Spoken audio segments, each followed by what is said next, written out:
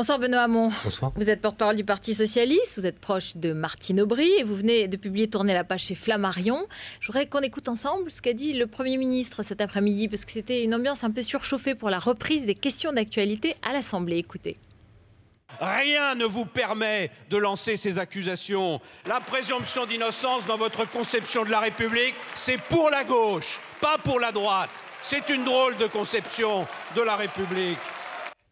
Voilà, évidemment, il parle du climat des affaires, de la manière dont Nicolas Sarkozy est mis en cause, y compris par le Parti Socialiste, dont ses ministres ou ses conseillers sont mis en cause. Qu'est-ce que vous répondez ?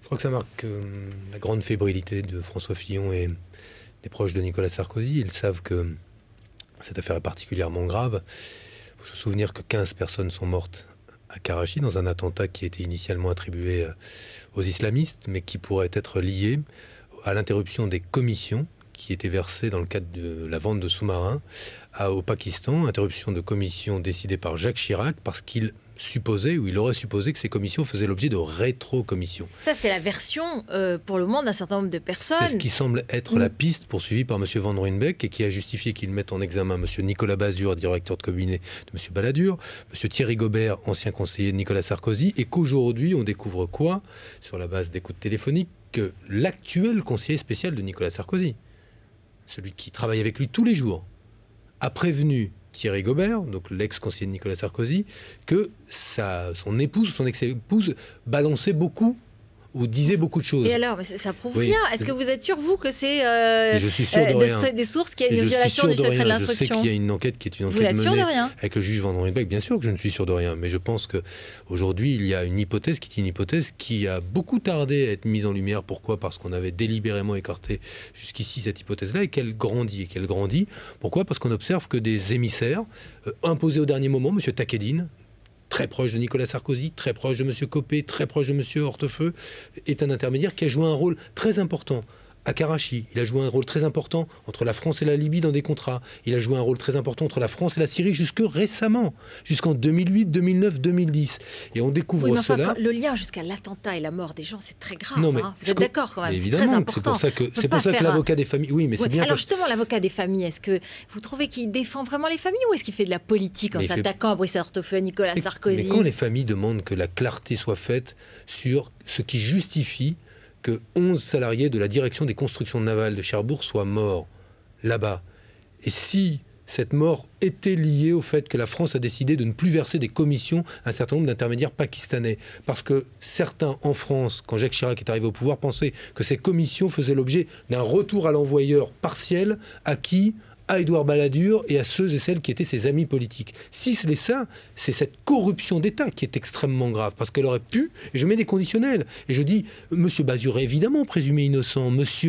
Gobert est évidemment, Gobert est évidemment présumé innocent, ils sont tous présumés innocents. Je m'interroge sur le rôle, comme tout le monde, de Brice Hortefeux une nouvelle fois dans cette affaire, qui est désormais l'objet d'une plainte de l'avocat des familles pour complicité de subordination de témoins. Et lui-même porte plainte contre l'avocat pour diffamation. Oui, mais ce qui n'est pas exactement la même chose.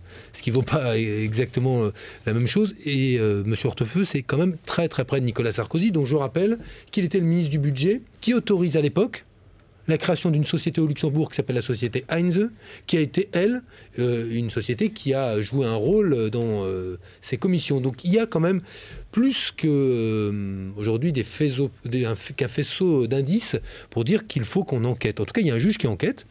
Nous posons des questions. Donc, la preuve, c'est qu'il enquête, c'est que tout va bien et qu'il met en examen des proches du président. Donc vous vous félicitez de l'état de droit en France. Oui, mais j'observe que quand il y a eu l'affaire Bettencourt, il y a eu aussi un certain nombre d'enquêtes ou de choix qui avaient été faits à l'époque par le procureur Courroy qui n'ont pas forcément, à cette époque-là, favorisé l'éclatement de la vérité. Donc le dessaisissement de Mme Prévost-Després y a contribué, le fait que désormais... On va pas refaire toute l'histoire de la justice, mais pour vous... Mais je ne refais pas l'histoire de la justice. Est-ce que vous manquez pas de prudence? Vous n'allez pas trop vite? Mais pourquoi? On a dit que personne n'était coupable, on dit qu'il serait bien que l'enquête aille au bout. Et j'observe que François Fillon s'énerve. Pourquoi? Parce qu'il sent aujourd'hui que cette enquête se rapproche de qui? De l'Élysée, du président de la République. Elle se rapproche effectivement de Nicolas Sarkozy. Eh bien, nous verrons ce que cette enquête dira. Et je répète, tous ceux qui sont mis en examen sont présumés innocents. Mais là encore, nous nous posons des questions. Et je pose des questions parce que c'est peut-être le plus grand scandale d'État de la Ve République. Le Sénat passe à gauche, l'Élysée est à portée de la main ?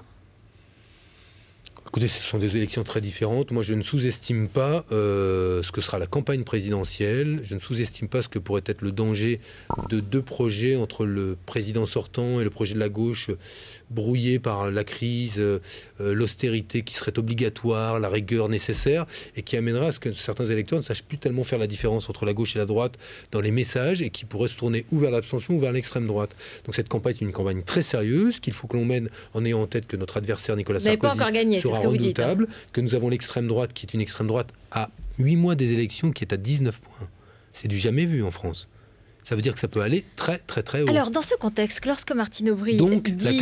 la conclusion de tout ça, c'est qu'il faut une gauche qui soit une gauche clairement identifiée sur les questions sociales, clairement identifiée sur ses capacités à incarner demain ce que peut être l'égalité en France. Si on est dans le brouillage, on est certain... Qui représente le brouillage entre François Hollande, Martine Aubry, Ségolène Royal, Manuel Valls, Arnaud Montebourg, Jean-Michel Baillet? Vous soutenez Martine Aubry, non? Moi, j'ai choisi de défendre, en tout cas, la candidature de Martine Aubry parce que je pense qu'elle est la mieux à même de rassembler une gauche qui soit une gauche décomplexée. C'est pour ça que je la défends. Et je dis que les interventions comme celle très récente de Jean-Pierre Jouyet, ex-ministre de Nicolas Sarkozy, qui vient parce qu'il a été des nôtres à l'époque de Lionel Jospin, distribuer les bons et les mauvais points entre les candidats de gauche. Qui est le directeur de l'autorité des marchés financiers. Voilà, mais distribuer proche de François Hollande. Les bons et les mauvais points, ça c'est dangereux. Parce que si le message de la gauche, au bout du compte, ce serait de dire qu'on pourra abandonner ce que sont nos alliances classiques à gauche, pour un renversement d'alliance qui intégrerait ce type d'humanistes-là qui ont accepté toutes les politiques les plus sécuritaires et les plus répressives de la droite, mais qui maintenant font la leçon à la gauche. Si le message de la gauche sur le fond, ce serait la droite vous propose l'austérité, mais avec nous ce sera différent, ce sera mieux d'austérité. C'est-à-dire juste le nœud coulant qui est autour de la gorge, il serrera un tout petit peu moins fort, mais vous serez quand même pendu à la fin. Si c'est ça le message de la gauche dans le sillage c'est ce que dit François Hollande. Non, c'est ce que dit M. Jouyet. Oui, mais moi je l'entends parler. M. Jouyet, il est très proche de François Hollande et il dit que François Hollande est un très bon économiste et que c'est quelqu'un de très bien. J'espère que la parole de Jean-Pierre Jouyet restera là où elle doit rester, c'est-à-dire dans l'écume de la vague, et qu'elle ne contribuera pas demain à structurer le message de notre candidat. En tout cas, si ça devait être le cas, moi je prendrais clairement mes distances avec ce type de contenu-là, en tout cas. C'est-à-dire si François Hollande était élu à la primaire et comme il resterait ami avec Jean-Pierre Jouyet... Non, mais c'est pas le fait d'être ami. Moi j'ai des très bons amis à droite. Oui, mais alors comme Maurice Hortefeux est ami Nicolas Sarkozy, mais je peux avoir de très bons amis à droite, je leur demande pas de rentrer dans un gouvernement dans lequel je vais faire une politique de gauche.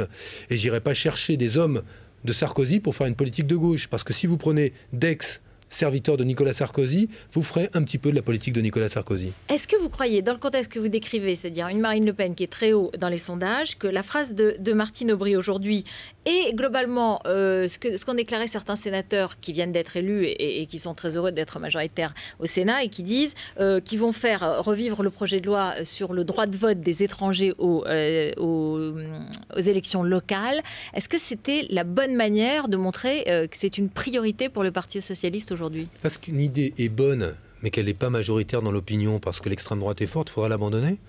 Mais il faut se battre sur ce que l'on croit juste.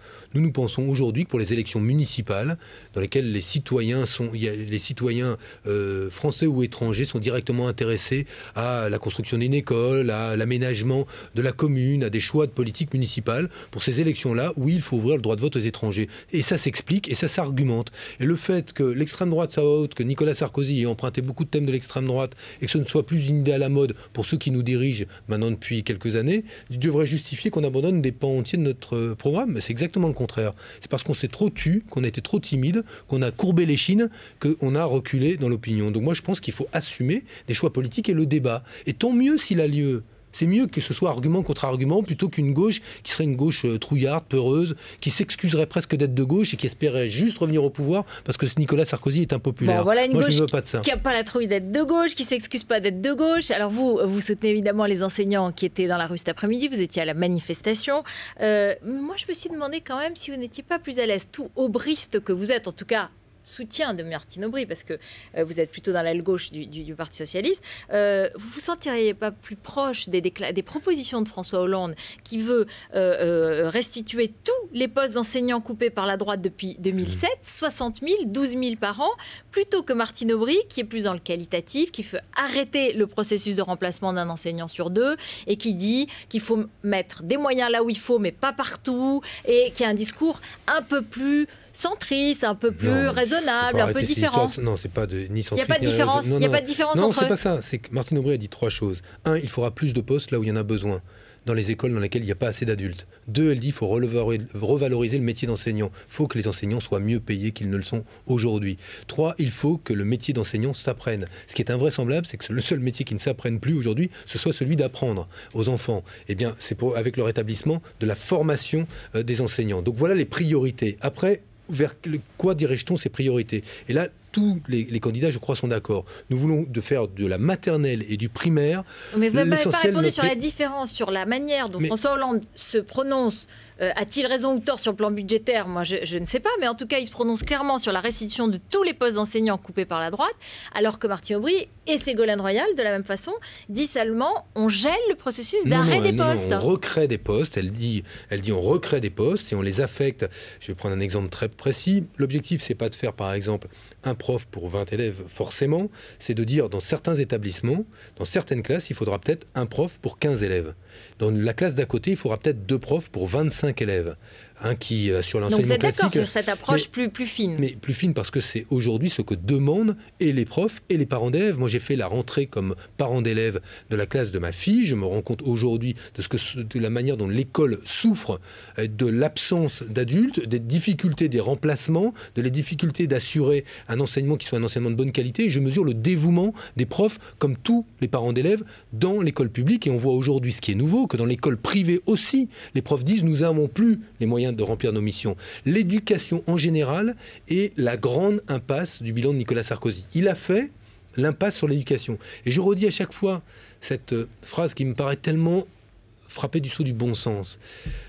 À choisir comme ça de ne pas investir dans l'éducation, ça va nous coûter très très cher dans l'avenir. Et Lincoln, je dis juste cette phrase-là qui disait « Si vous croyez, comme la droite le croit, que l'éducation coûte trop cher, essayez donc la délinquance, l'ignorance et l'oisiveté. Et vous verrez ce que ça coûte l'ignorance. L'ignorance, aujourd'hui, on en paye les conséquences parce que les gamins, parfois, en 6e, ne maîtrisent pas le fait de pouvoir écrire correctement, le fait de pouvoir compter correctement. Eh bien, quand on est dans ce type de situation, on se prépare demain à des inégalités, à des déchirements. Donc la gauche va mettre les moyens sur l'éducation, ce sera au centre de son programme. Absolument. On verra les explications exactement. Que ce soit François Hollande, Ségolène Royal, Martine Aubry, Emmanuel Valls, Jean-Michel Bailey ou Arnaud Montebourg, vous pouvez être sûr que la priorité sera donnée à l'éducation. Le climat dans les primaires, moi j'ai eu l'impression quand même que Martine Aubry était un petit peu plus, je dirais, caustique, qu'elle taclait un peu François Hollande. Il dit peut-être banque oui, peut-être banque non, et il change d'avis souvent. Et d'une certaine façon, elle dit qu'il est un peu démago, par exemple, sur cette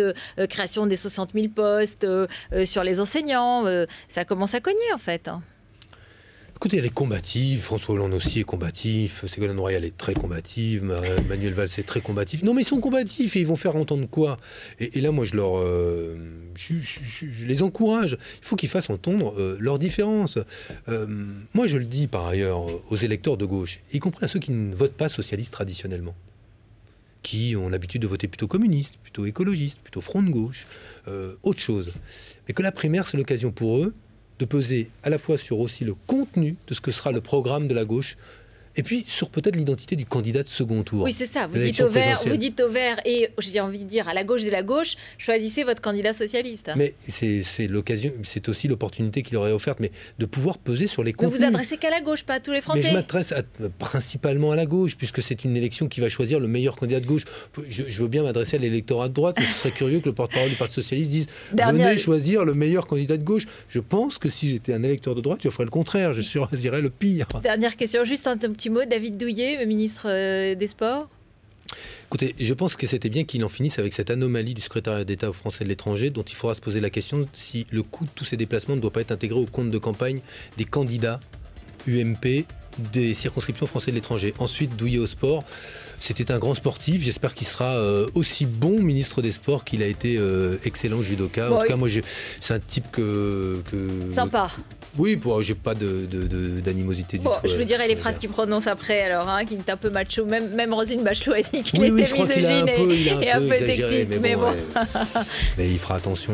Il fera attention. J'espère Merci. Pour lui. Merci Benoît Hamon. Restez avec nous dans un instant. Le journal Jérémy Baudot. Et puis on fait un débat encore sur la gauche et l'immigration, mais aussi la droite, puisque la droite populaire fait quelques propositions. Hervé Galarondo, le PS et la préférence immigrée. Malek Bouti, membre du bureau national du PS. À tout de suite.